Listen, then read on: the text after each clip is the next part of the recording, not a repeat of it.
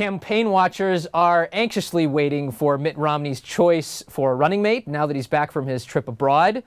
But it may be another couple weeks if history is any guide. Patrick O'Connor in Washington is here to join us. Patrick, good morning.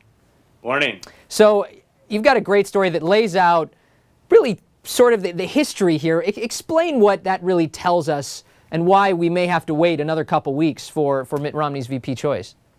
Well, we're in the stretch run of everyone's favorite quadrennial guessing game here to try and figure out who Mitt Romney's going to pick as his running mate. Typically, nominees pick someone the week before the convention. We've got about another month until the Republican convention kicks off in Tampa, Florida on August 27th. So we're really this question is going to dominate the rest of the race. There have been a lot of arguments for Romney to pick someone sooner than most nominees do, just because it would allow him essentially to be in two places at once. He could have somebody campaign for him, but then also he would have someone who can help him raise money, and then the two of them can try and build a little bit more excitement for his campaign with a bus tour of some sort before the convention. That's a great point. That's a great point, Patrick. We want to get on screen now quickly a list of some of the candidates that really are auditioning for this slot. And like you said, some of these folks, because they're going to wait a little bit longer to make this choice, these folks have a bit more incentive to run a little harder, raise a bit more money, absolutely. Maybe do a few more interviews with folks like us. The one major plus of waiting is that he's going to keep all these people who are auditioning motivated to be out on the campaign trail on his behalf.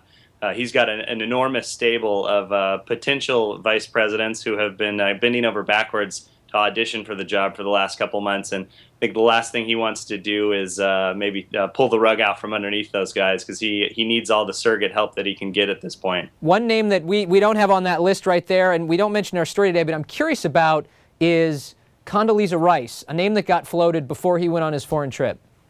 Yeah, absolutely. Actually, right before he left, his campaign the argument is that his campaign leaked the name to the Drudge Report so that they could build a little bit more enthusiasm for an online fundraising contest that they were going to have, and also distract from some pesky questions about whether he would release his tax returns.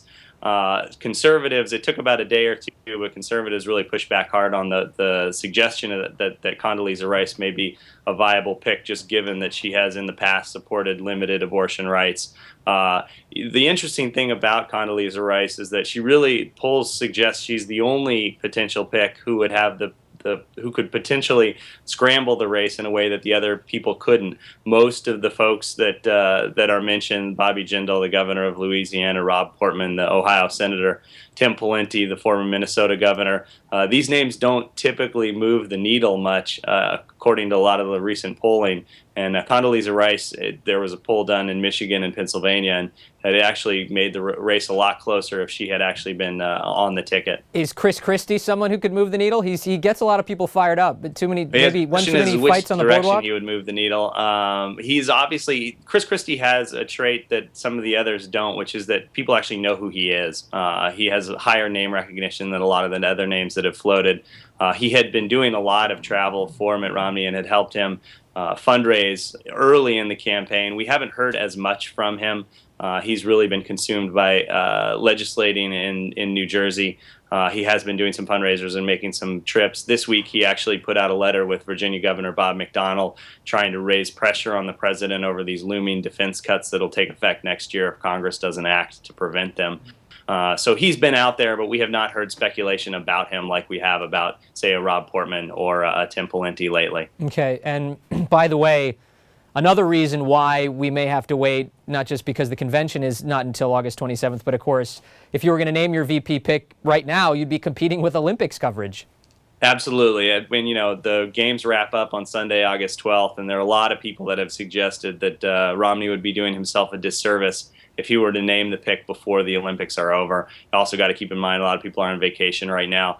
Typically, why people announce their pick before the convention is because that's when people are finally starting to pay attention to the race, so that you can capitalize on the fact that people are actually focusing on you, and you don't have to compete with other things like the U.S. gymnastics team or sprinting or the basketball team, the medal ceremonies, etc. So, I think there are a lot of folks that expect Romney is going to hold off at least until after the 12th. Great.